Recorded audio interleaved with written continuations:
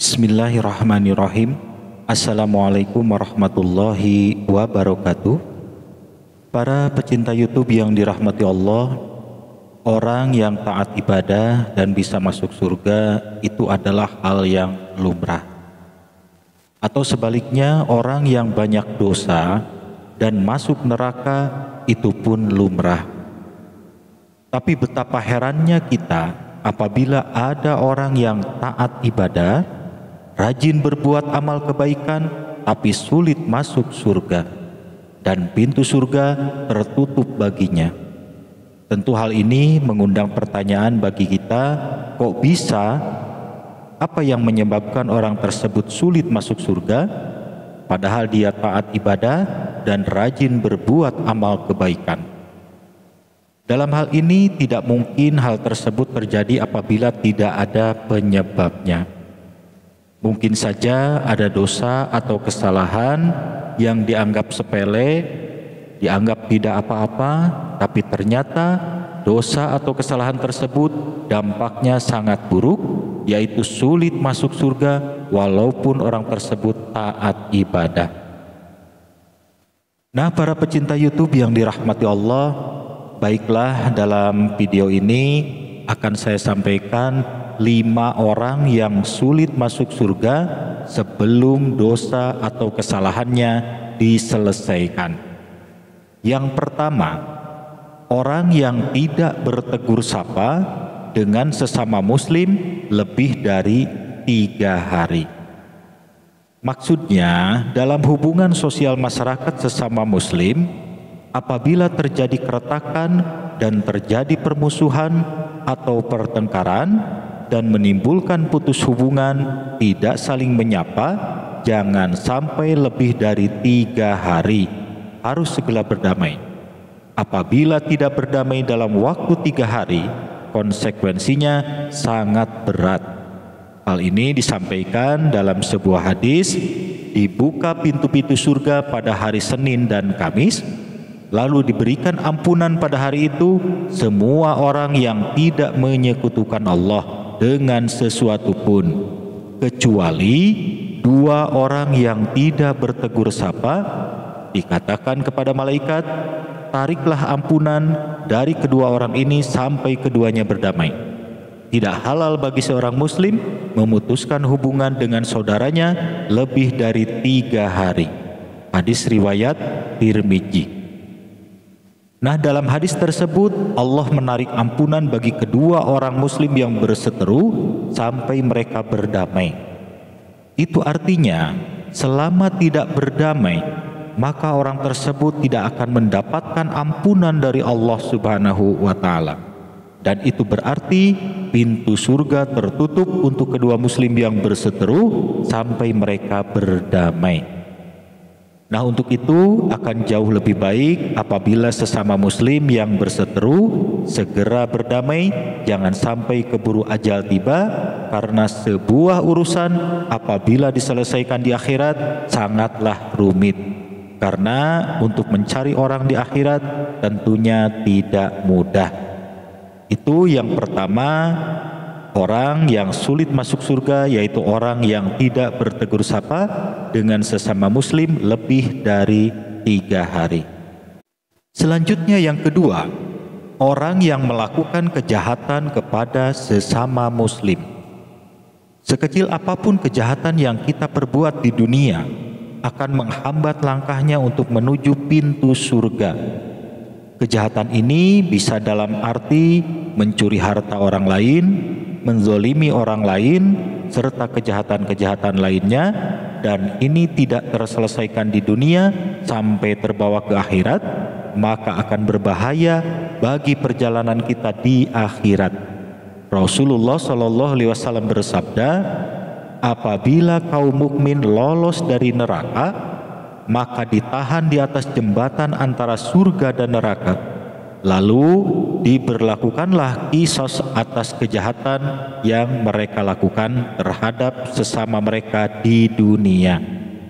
Apabila mereka telah dibersihkan dan disucikan dari dosa-dosa, mereka diizinkan untuk masuk surga.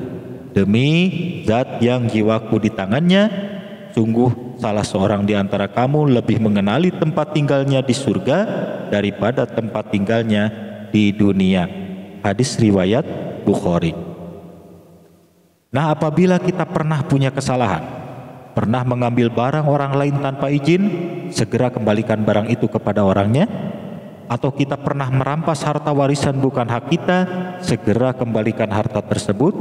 Atau kita pernah menyakiti orang lain, segera minta maaf.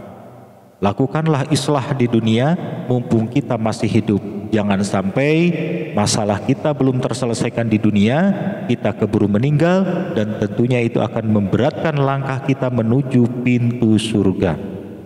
Itu yang kedua, orang yang melakukan kejahatan kepada sesama muslim. Selanjutnya yang ketiga, orang yang sulit masuk surga, yaitu orang yang menutup pintu rumah dari orang-orang miskin.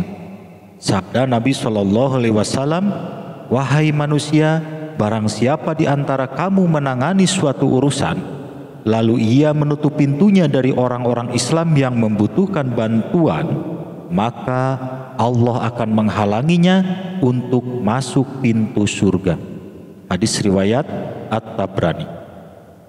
Nah, dari hadis tersebut kita bisa ambil pelajaran, apabila ada orang miskin butuh bantuan kita, jangan sampai kita mengabaikannya. Sebisa mungkin bantulah. Ada panitia pembangunan masjid datang minta sumbangan, sebisa mungkin bantulah. Atau apa saja urusannya, dikala orang lain butuh bantuan, sebisa mungkin kita usahakan untuk membantunya. Dan apabila kita tidak bisa membantunya, sampaikanlah dengan kata-kata yang baik. Apalagi kalau kita punya posisi jabatan yang kebetulan menangani hal seperti itu, bantulah orang yang membutuhkan. Jangan sampai kita menutup pintu, tidak mau membantu, maka ancamannya sangat berat dan fatal. Sesuai hadis Nabi tadi, Allah akan menghalanginya untuk masuk pintu surga. Selanjutnya yang keempat, orang yang menumpuk-numpuk harta kekayaan. Rasulullah SAW bersabda, "Aku berdiri di depan pintu surga, ternyata sebagian besar orang yang memasukinya adalah kaum miskin. Dan ternyata orang-orang kaya tertahan untuk menjalani perhitungan." Hadis riwayat Muslim.